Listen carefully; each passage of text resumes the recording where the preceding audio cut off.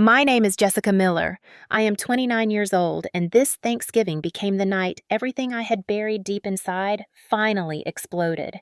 The image is carved into me like a scar. I will never erase my mother's hand swinging across my face, the sting of her palm echoing louder than the clatter of silverware that followed, and her voice sharp and cold cutting into my chest with words I had feared my whole life.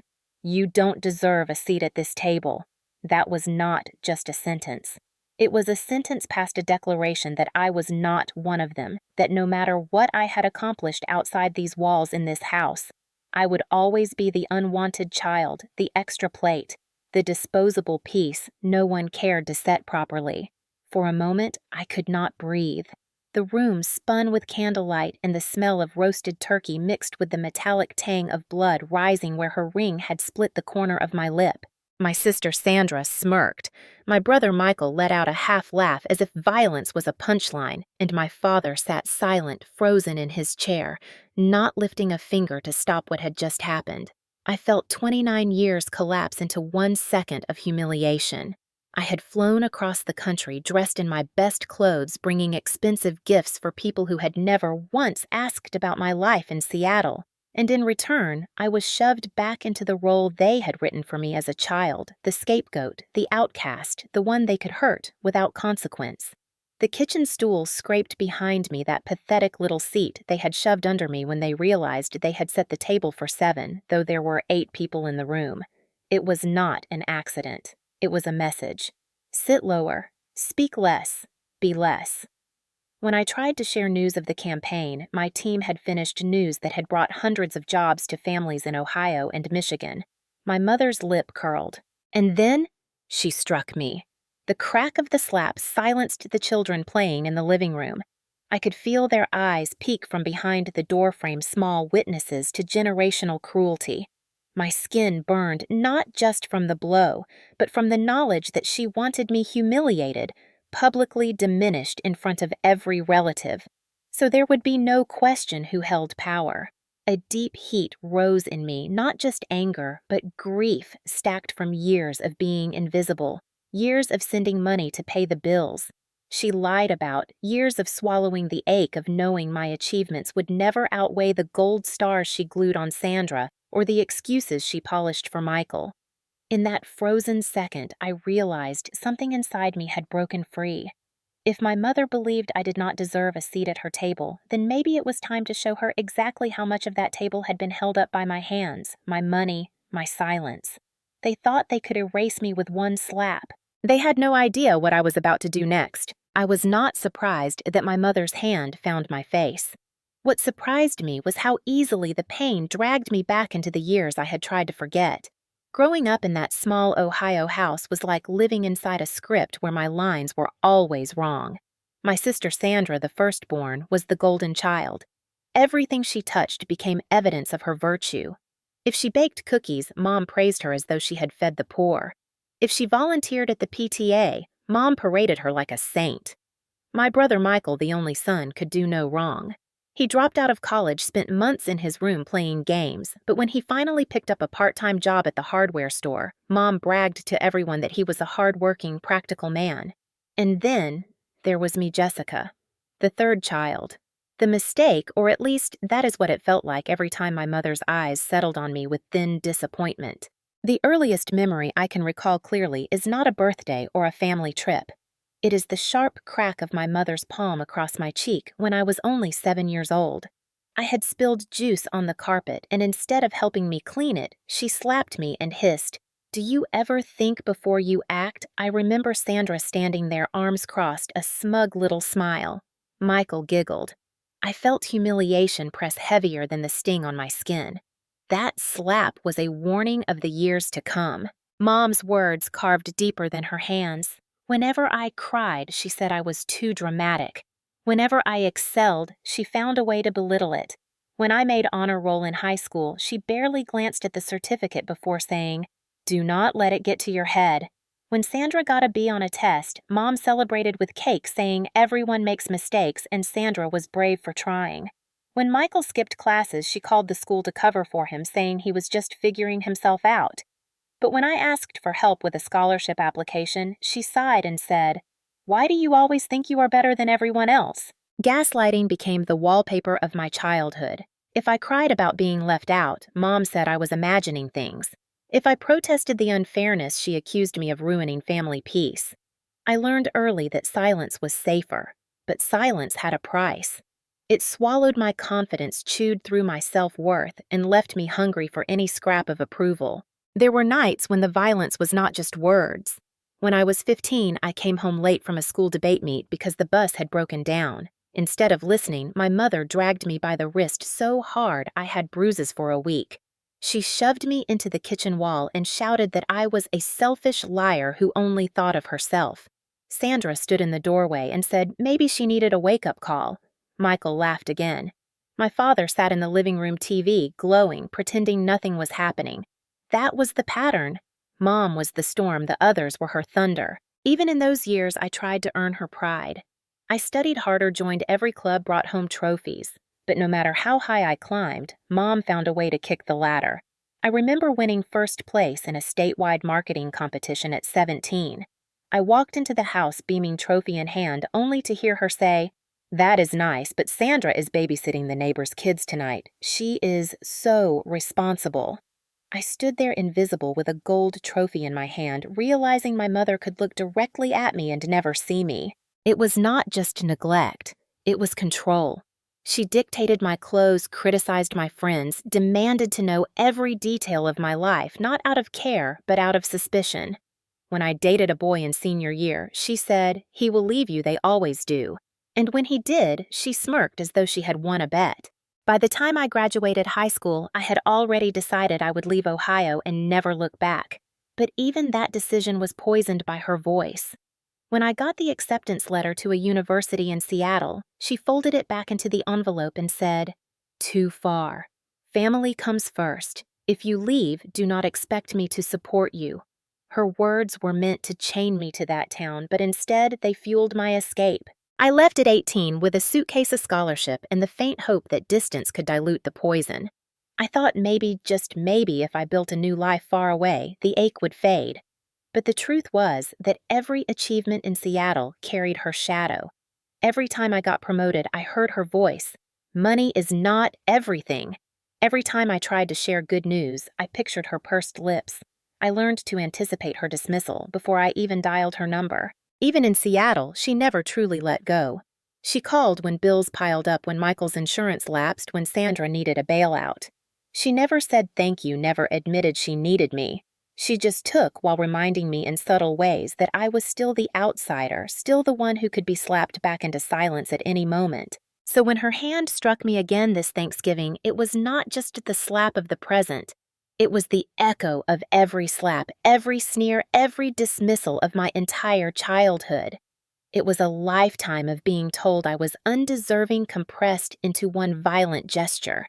And in that moment, standing there with my lip split and my dignity bleeding out, I realized something had shifted. I was not a child anymore. I had power now. And if she wanted to remind me that I did not deserve a seat at her table, then I would remind her whose money had been keeping that table standing. When I finally left Ohio at 18, it felt like stepping out of a locked basement into fresh air. Seattle was loud, strange, and terrifying, but it was mine. For the first time, I could wake up without hearing Sandra's voice echoing through the hallway or Michael's complaints shaking the walls. For the first time, I could breathe without waiting for my mother to scold me for breathing too loud. I arrived with one suitcase, a scholarship that barely covered tuition, and $200 saved from part-time shifts at a diner. It was not much, but it was freedom, and I clung to it with a ferocity I cannot fully explain. University was brutal at first. I was an outsider with an accent of small-town Ohio and clothes from clearance racks. But I studied harder than anyone else because I had no safety net to fall into if I failed. While Sandra could lean on my mother's support and Michael could collapse back into her basement whenever he stumbled, I had only myself. I worked in the campus library then, in a marketing firm as an intern, then at a coffee shop when bills overflowed. Each paycheck felt like proof I could survive without them. Yet even as I built a new life, I could not cut the threads they had sewn into me. I still called home every Sunday. I told Mom about my classes, about the tiny apartment with peeling wallpaper, about my professors who actually encouraged me. She listened for 30 seconds before pivoting.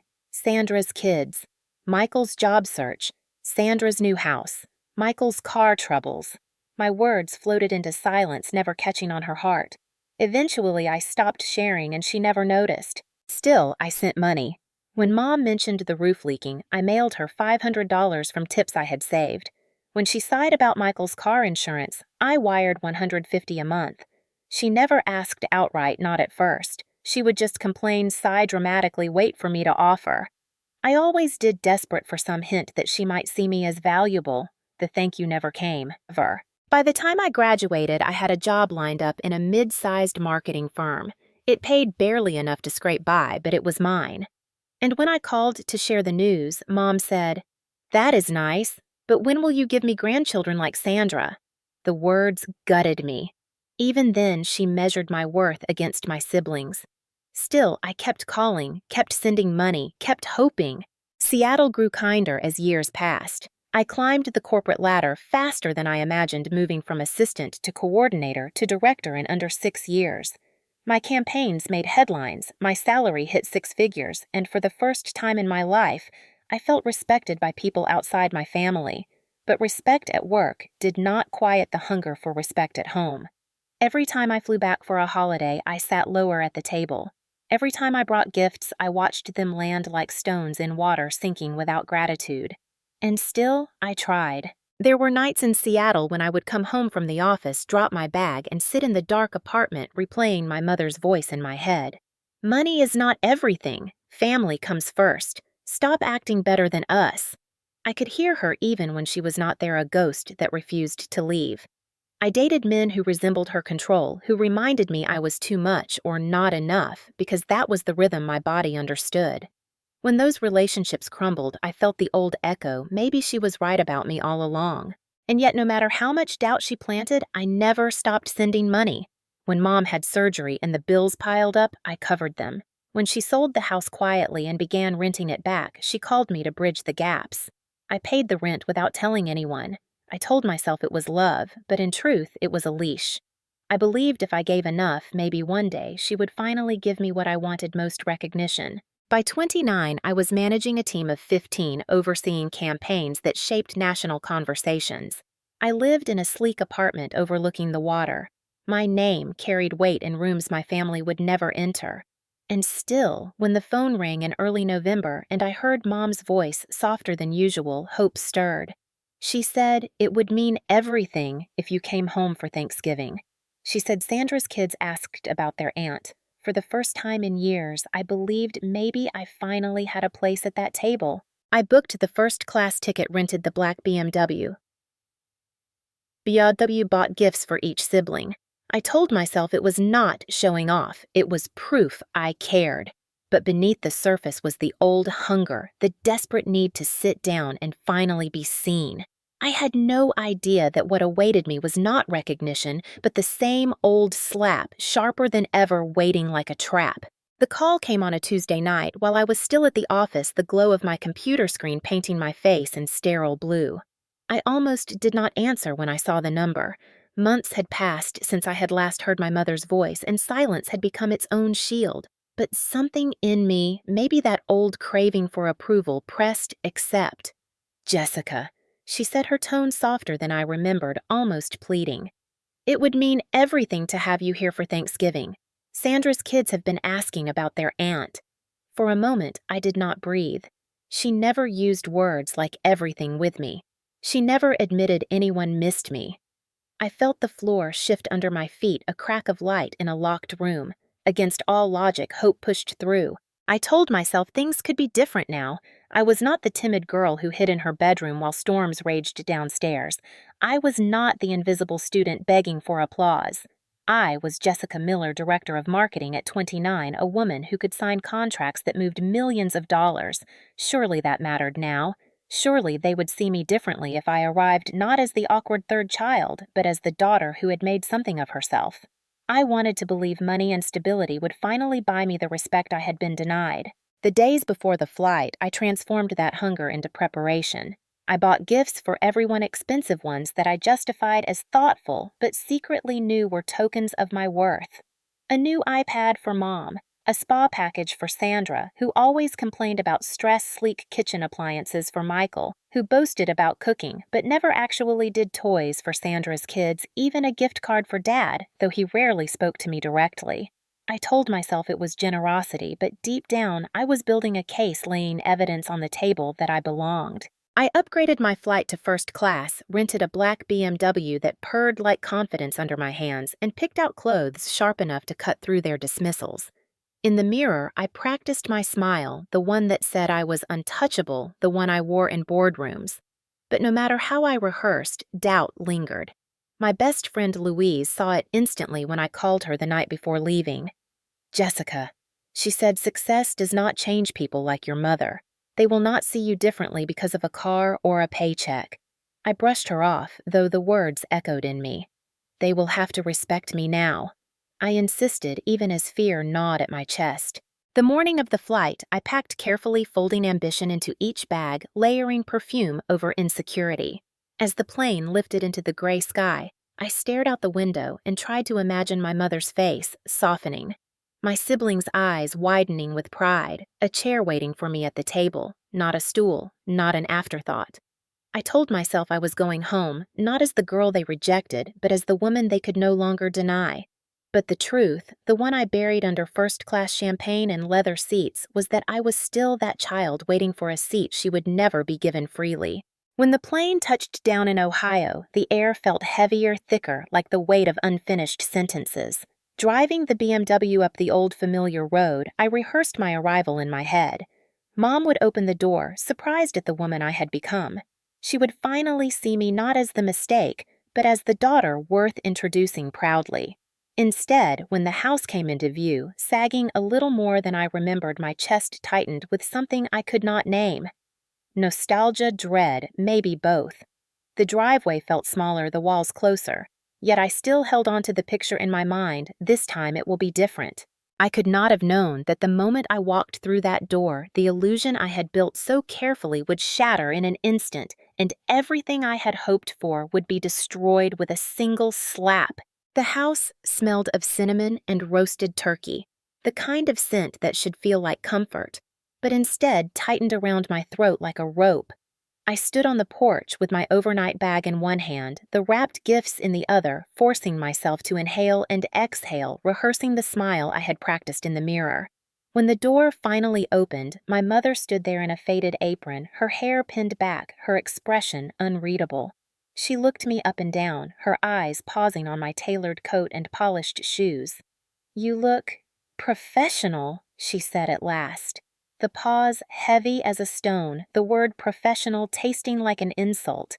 She hugged me briefly, her arms stiff, and I felt the same chill I had felt at 18 when I left this house with a single suitcase. Inside, chaos swallowed me instantly. Sandra's children shrieked through the living room, toys littered across the floor like landmines. Sandra herself appeared from the kitchen, hair frizzed, her smile thin. "Well, look who decided to show up," she said, pulling me into a distracted hug before turning to shout at her kids. Michael swaggered in next, already nursing a beer, clapping me on the back as though we were old friends. "Good to see you, sis," he said, grinning. For a fleeting moment, I thought maybe he meant it, but the look in his eyes told me he was sizing me up, measuring my clothes, my bag, my posture. When I handed out the gifts, the reactions sliced sharper than knives. Sandra's kids ripped through their packages without thanks, the console I had bought discarded on the floor as they begged for snacks. Sandra herself frowned at the spa package. "I do not have time for this," she muttered, as if a gesture of care was an inconvenience. Michael smirked at the kitchen appliances, shaking his head. "Guess money really does grow on trees in Seattle." My mother held the iPad in her lap like it was poisoned. "Why would you waste your money on this?" she asked, her lips pursed tight. Only my father mumbled a soft thanks for the gift card, but even he slid it into his pocket without meeting my eyes. Still, I told myself dinner would be different. We would sit together, share stories, laugh, maybe even ask about my life. That hope died the moment I walked into the dining room. 7 chairs were arranged neatly around the long wooden table, silverware set, candles lit. But there were 8 of us. I froze, scanning the table. "Where is my seat?" I asked, lightly, forcing a laugh. Sandra glanced up from her phone. "Oh, just grab the stool from the kitchen," she said casually, like it was nothing. The stool. The same wobbly wooden stool I had been forced to sit on as a child when there were never enough chairs, the one that placed me lower than everyone else. Heat flared in my chest. Was it carelessness or cruelty? Either way, the message was clear. I carried the stool in silence, placing it at the corner of the table. Its legs wobbled under me, the edge of the table cutting at my chest instead of resting at my waist. I perched there slightly outside the circle, close enough to hear but too far to belong. The candlelight flickered across my siblings' faces as conversation flowed effortlessly around me. Sandra gushed about the PTA, Beverly about hospital shifts, Michael about a side project that never seemed to make money. My mother beamed at each of them, her pride a spotlight that never once swung my way. I waited for someone to ask about me. I waited for an opening, a chance to speak. Finally, I cleared my throat. "I have news," I began. My team just launched a campaign that brought 200 new manufacturing jobs to Ohio and Michigan. For a heartbeat silence. Then Sandra shrugged. "Some people forget what really matters." My mother's eyes narrowed. "Money is not everything." Michael chuckled. "Bragging again." Jess, heat surged up my neck. "This is not about money," I said, trying to keep my voice steady. "It is about impact, about families who—" Sandra cut me off with a thin smile. "There is a difference between caring about people and caring about profit." Something inside me cracked.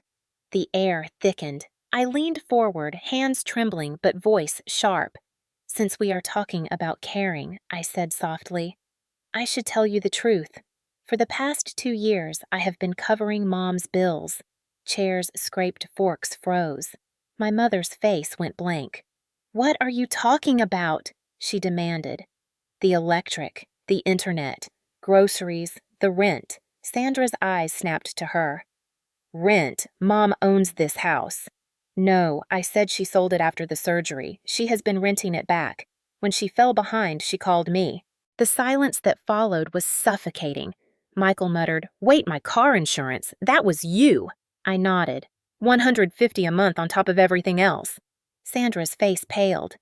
"That is more than any of us could pay." "I did it because I wanted to hold us together," I said quietly. I wanted to believe family meant something. And then, my mother's face twisted, her eyes bright with fury. "How dare you bring this up at dinner?" she snapped. "We are not a charity case. We were fine before you came back waving your money around." I laughed bitterly. "Fine? You called me crying." Her jaw clenched. "I asked my daughter, not a banker." "And you got both," I shot back. The air hummed with tension. The children in the other room went silent, sensing the storm. My mother stood abruptly, palms flat on the table. Her voice dropped low and precise, a knife sliding between ribs. "You think money earns you love. You think it buys you respect." She leaned across the table, her shadow cutting over my plate. "You do not deserve a seat at this table." The words struck harder than the slap that followed. Her hand arced fast, her palm colliding with my cheek in front of everyone. The sound cracked through the room like a gunshot. My lips split against my teeth, copper filling my mouth. I swayed on the stool, my balance failing, the table looming above me as though I were a child again. For a moment, no one moved. Then Sandra's lips curled. Maybe she needed that. Michael laughed under his breath. My father lowered his eyes. No one came to my defense. I sat there, blood on my tongue, humiliation burning hotter than pain. My mother's words echoed in my skull, every repetition of my childhood sharpened into one verdict. You don't deserve a seat. In that moment, something inside me hardened. If they wanted to erase me, I would show them exactly who had kept this family alive all along. They thought the slap would silence me. They had no idea what storm I was about to unleash. The sting of my mother's hand still pulsed across my cheek, but something in me had shifted. For years, I had let her words burrow under my skin, let her dismissals define me, let her slap me into silence. But not tonight. Not after everything I had carried for her, for this family in shadows they never even bothered to look into. I stood, slowly pushing the stool back so hard its legs screeched against the tile. Every head turned. My lip bled, the taste of iron coating my tongue, but my voice was steady when I spoke. You say I don't deserve a seat at this table. Fine, I'll show you exactly what that means. I pulled my phone from my purse, the glow of the screen casting a cold light across the shocked faces around me. Mom's chin lifted defiant, as if daring me to embarrass her further. Do not make a scene, Jessica, she hissed. This isn't a scene, I said. This is the truth. I scrolled to a familiar contact and pressed call. A calm voice answered. Thank you for calling Horizon Banking Services. How can I help you? My family froze, realizing what I was doing. Yes, I said loudly enough for everyone to hear. This is Jessica Miller, and I need to cancel several automatic payments effective immediately. Sandra's chair scraped back. Jessica, stop this. We can talk like adults. We've been talking for years, I snapped, but none of you ever listened. The representative on the line asked politely, Which payments would you like to cancel? I raised my eyes to my mother, whose face was pale, now tight with panic under her anger. Rent to Morrison Property Management, $1,200 a month, effective today. You can't do this, Mom said, her voice breaking. You told me you didn't need my money, I said flatly. Prove it. Next. The rep confirmed the cancellation, and I felt something heavy and long buried lift in my chest. Electric to Ohio Edison, $300 a month. Internet, $80. Grocery allowance, $400 under Martha Miller. Beverly, no. Sandra snapped her phone shut and lunged toward me, trying to grab mine from my hand. I stepped back, holding it tighter. Don't, I warned, my voice sharp as glass. You wanted honesty? Here it is. The rep's voice hummed in my ear. All right, those have been canceled. Next, I turned toward Michael. Insurance for Michael Miller, $150 a month. Cancel that too. Michael's grin faltered, his voice small. Just wait. I need that to drive to work. My laugh was bitter hollow. Maybe you should find a way to pay it yourself like the rest of the world. The rep confirmed again. Done. The room was silent, except for the cartoon laugh track echoing from the living room where Sandra's kids sat oblivious. Sandra whispered, This is cruel. No, I said quiet was cruel. The stool was cruel. Pretending my work didn't matter was cruel.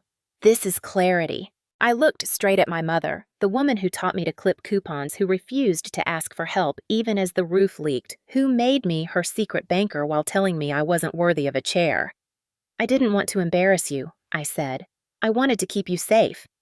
Her eyes watered but then hardened like stone. You think cutting us off makes you powerful? She spat. You're punishing us because your feelings got hurt. My feelings, I laughed once, sharp and broken. My feelings kept this house warm, kept the fridge full, kept Michael on the road, kept Sandra's credit card from drowning her. My feelings have been financing your lives while you told me I was nothing, and I am done. The rep returned. All payments canceled, Miss Miller. Confirmations will follow to your email. Thank you, I said, my voice trembling but strong. I ended the call and slid the phone into my purse. I looked around at the faces I had once begged to see me, and all I saw was fear and fury. No more checks. No more quiet deposits. No more buying my way into a chair you never intended to give me. Peggy Michael's wife finally spoke, her voice trembling. What do we do now? The answer came to me as naturally as breathing. What I did in Seattle. Make a plan, share the load, survive without expecting me to carry you. My mother's face twisted with rage. You think this makes you free? You'll regret this, Jessica. I leaned forward, blood still staining my lip, and for the first time in my life, I spoke with absolute certainty. No, Mom. I'll never regret choosing myself over your chains. The silence that followed was suffocating. Sandra looked down at her lap, pale and shaking. Michael muttered curses under his breath. My father sat frozen, refusing to meet my eyes, and my mother, the woman who had always wielded control like a weapon, stood powerless, watching the walls of her carefully constructed lie crumble in front of her children. I grabbed my bag, slung it over my shoulder, and walked toward the door. At the threshold, I paused, turning back one last time. "For what it's worth," I said quietly, "I never wanted to be your banker. I wanted to be your daughter." Then I walked out, the echo of my heels striking harder than the slap that had begun it all. I had almost made it to the driveway when the door behind me slammed open. "Jessica, get back in here!" My mother's voice sliced through the cold night air. I turned slowly, the BMW rental gleaming in the corner of my eye, my suitcase still resting on the porch. Inside the dining room, the candles flickered wildly, as though the air itself was unsettled. My siblings stood around the table, faces twisted into shapes I had memorized long ago. Sandra's superiority, Michael's smirk, my mother's fury. "You think you can humiliate us like this?" Sandra snapped, her phone clenched in her fist. "You parade in here with your money and your gifts, and now you want to make us look like beggars. This isn't generosity, Jessica. This is control." Control. The word burned like acid. I laughed low and bitter. Control was when Mom dragged me by the wrist into the kitchen wall at 15. Control was when I was told silence was the only way to keep peace. Paying your bills in secret while you pretended to be self-sufficient, that was survival, Sandra. Not control. Michael stepped forward, his jaw tight. "Throwing money doesn't make you family, Jess. You can't just buy respect." I stared at him, my voice sharp. "Respect, Michael. I bought you 6 more months of car insurance so you could keep driving to that part-time job you brag about. Without me, you'd be back on Mom's couch playing video games." He flinched, but his arrogance flared again. "You think that gives you the right to lord it over us?" Mom slammed her hand on the table dishes, rattling. Enough, she barked. "Jessica, you're twisting everything. We never asked for your money. You forced it on us so you could hold it over our heads." Classic gaslighting, the same script she had used my whole life. I clenched my fists, but my voice didn't waver. "You didn't ask. You cried to me on the phone about overdue bills. You let me believe if I just helped enough one day, I'd earn a place here. But the truth is, there was never going to be a chair for me, was there?" Her eyes glittered with malice. "Don't be ridiculous. You've always been dramatic, Jessica. Always inventing stories to make yourself the victim." I felt the old wound split open, but this time I didn't retreat. "Dramatic," I said, my voice rising. "When you slapped me at 7 for spilling juice, when you screamed liar at me for being late because the bus broke down, when you dragged me across the floor for daring to talk back. Was that all my imagination too?" The room went silent, the memories I had carried alone, finally spoken aloud. My father shifted uncomfortably, eyes glued to the table. He would not defend me, he never did. Michael muttered, "Mom only did what she had to.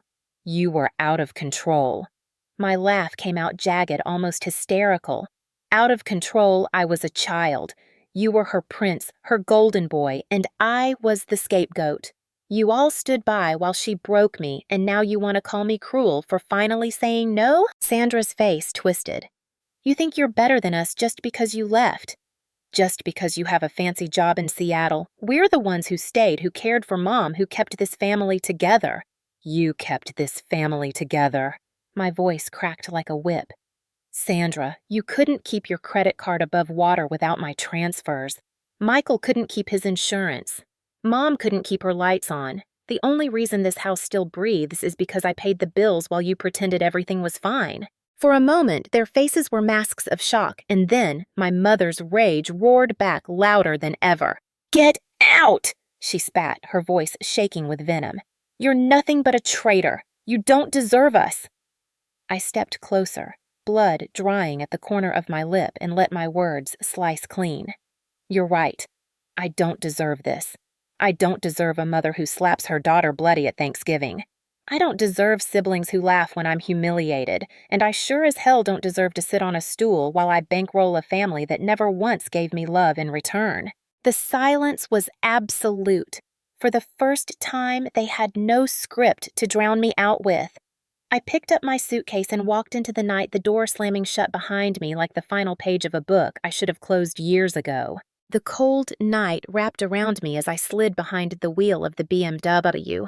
My hands shook not from fear anymore, but from the adrenaline of finally ripping off a mask I had worn my entire life.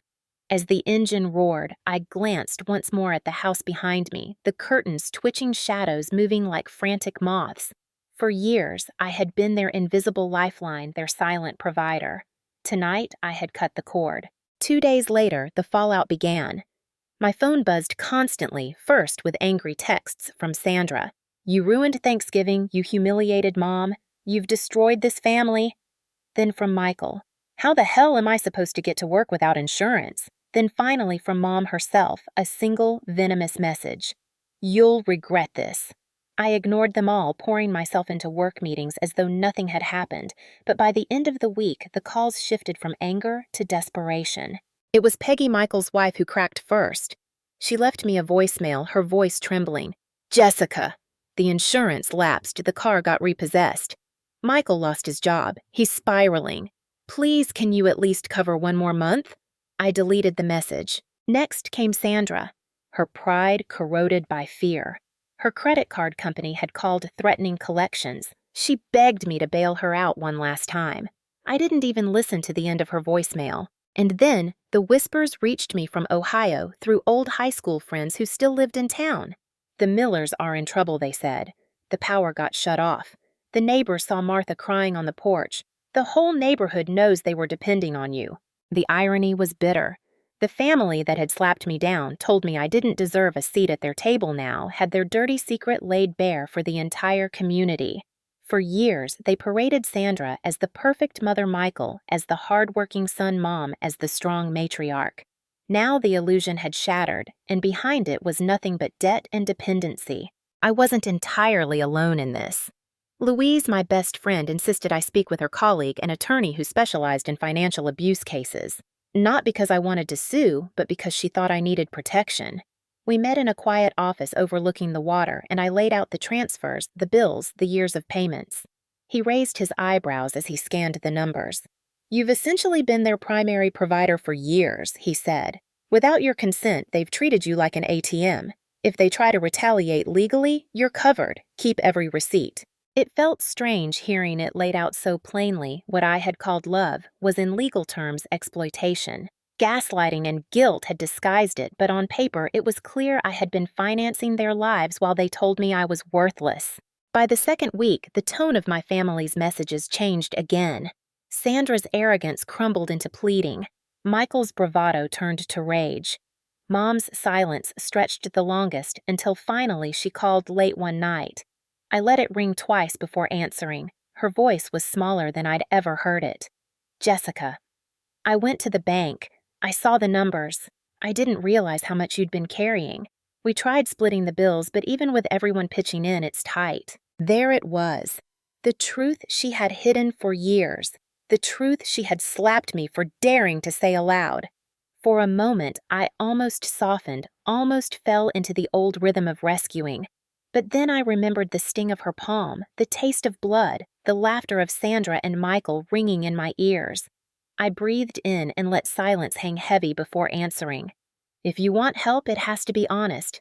No more secrets, no more pretending I don't matter." She whispered something I never thought I'd hear. "I'm sorry, not for the money, for making you earn love that should have been yours." The words cracked something in me, but they weren't enough. Not yet. That was the twist. For the first time, my family saw the cost of their cruelty not just in my tears, but in their own crumbling lives. For once, the consequences weren't mine to carry, they were theirs. It did not take long for the collapse to spread through every corner of their lives.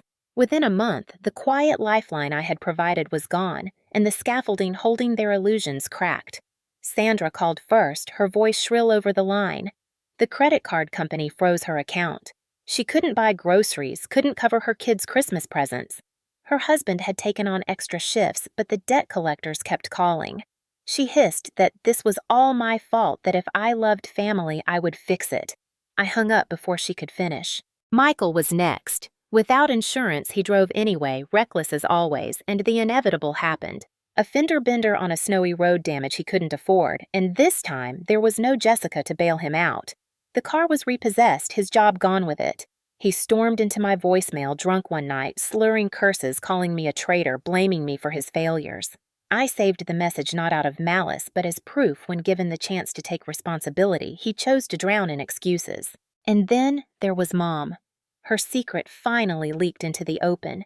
The house she had sold and rented back the payments she had hidden, the pride she had wrapped around herself like armor neighbors, now whispered about it openly. They noticed when the lights went dark one weekend when she stood on the porch in tears begging the utility company on the phone. The strong matriarch image she had spent years performing was shattered.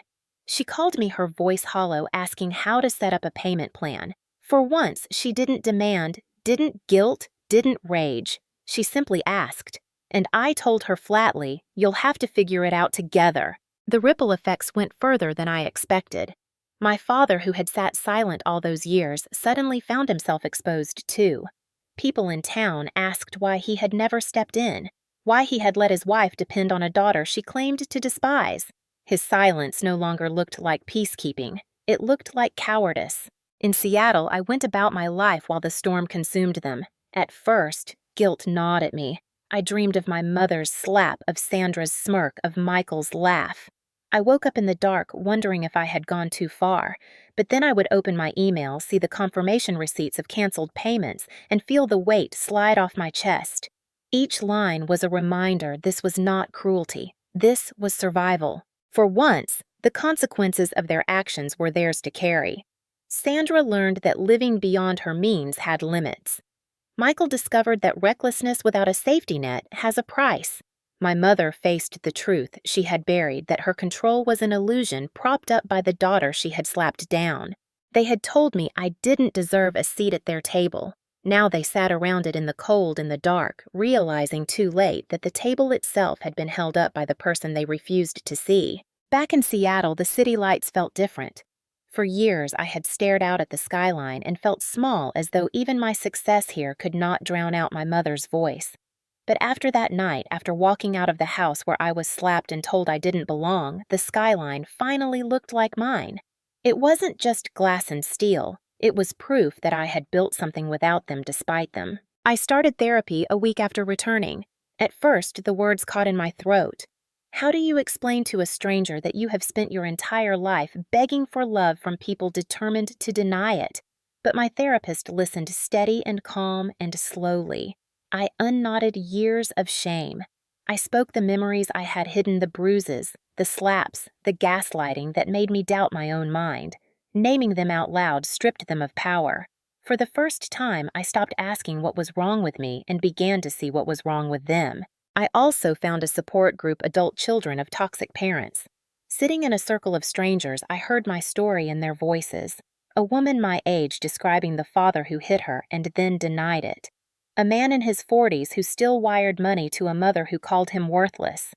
I realized I was not alone, that the hunger for parental love had trapped countless others.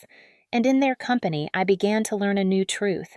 Family is not defined by blood, but by respect. Louise, my best friend, became my anchor. She reminded me daily that boundaries were not cruelty, they were survival. On nights when guilt clawed at me, she sat with me repeating until it sank in. You do not owe them your silence, your money, or your pain. You only owe yourself peace. Slowly, I started to believe her. Work felt lighter too. I no longer carried the shadow of their dismissals into every meeting. When my team celebrated a successful campaign, I didn't hear my mother's voice muttering that money wasn't everything. I heard my own strong and clear, I did this. I mattered. I began to build what I call my chosen family. Friends who asked how I was and actually listened. Colleagues who celebrated not just results but effort. Neighbors who invited me for dinner without judgment, who set a chair for me at the table without hesitation. Each act, small as it was, healed something raw inside me. On weekends, I started writing. Pages of memories poured out, some painful, some triumphant. It was messy and raw, but it felt like stitching myself back together. I wasn't writing for them. I was writing for the girl who sat on the stool, the girl who believed she was invisible. She deserved to be seen, even if only by me. The biggest shift came the day I stood in my kitchen holding my phone as Mom's number flashed across the screen, and I didn't answer. Not out of spite. out of choice. For once, I didn't feel compelled to fix to rescue to explain. I simply let it ring. That silence was louder than any scream, and it felt like freedom. For the first time, I wasn't begging for a seat at their table. I was building my own, and the people around it were those who chose me back. 6 months later, the news drifted back to me like echoes carried on the wind. Sandra's marriage had cracked under the weight of debt. Her husband grew tired of watching her swipe credit cards she could not pay, tired of arguments about money that always circled back to her bitterness toward me. They separated quietly, and I heard from a cousin that she now lived in a small rental on the edge of town, her kids sharing one bedroom. Michael spiraled deeper. Without a car, without steady work, he leaned harder into alcohol. One night, he was arrested for driving a borrowed truck without insurance. The mugshot made the local paper. His smirk was gone, replaced by hollow eyes that reminded me of every excuse he had ever thrown at me. And my mother, Martha Miller, the woman who had once ruled her house with an iron fist and a sharp tongue, sold the home she had fought so hard to keep. The neighbors whispered that she moved into a spare room at a distant cousin's, her pride finally stripped away. The strong matriarch image that she clung to had collapsed, leaving only the truth she had leaned on the daughter she had slapped down until there was nothing left to lean on. When I heard these things, I felt not joy, not vengeance exactly, but a strange, quiet justice. For years, I had carried their consequences on my shoulders, shielding them from collapse while they told me I was unworthy. Now they lived with the reality they had always denied. Justice didn't come with flashing lights or courtroom verdicts. It came slowly through the unraveling of lies. Meanwhile, my life moved forward in ways I never thought possible. Therapy had given me tools to silence the ghost of my mother's voice. My chosen family grew stronger. Louise, my colleagues' neighbors who made space for me at their tables. I traveled for work, but I also traveled for myself. Walking beaches at dawn, standing on mountain ridges where no one could tell me I was invisible. Each step felt like reclaiming ground I had lost to them. One evening, I hosted my own dinner. The table was long polished and set with care. 8 chairs, each one equal, each one chosen. Around it sat friends who laughed without cruelty, who asked about my day, and waited for the answer, who valued me for who I was, not what I could provide. As I poured wine and watched the candlelight dance across their faces, I felt the sharp contrast. This was what family was meant to be. Not obligation, not humiliation, not gaslighting dressed as love. Respect was the rule, not the reward. I thought of the stool I had once perched on, the stool that had kept me lower, smaller, unseen, and I realized I had spent years begging for a chair in a house that was never truly mine. Now I no longer begged. I built. To anyone listening who has felt the sting of rejection from the very people who should have loved you most, I say, this walking away is not betrayal. It is survival. Love without respect is a leash. Generosity without boundaries is exploitation. The seat you deserve is not the one they refuse to offer, it is the one you build for yourself, surrounded by those who choose you back. I no longer measure my worth by whether my mother sees me. I measure it by the life I've created, the peace I've claimed, the table I've built. And every time I sit at it, I remember the night my mother slapped me and told me I didn't deserve a seat. She was right in her way. I didn't deserve a seat at her table. I deserved better. And I finally chose it.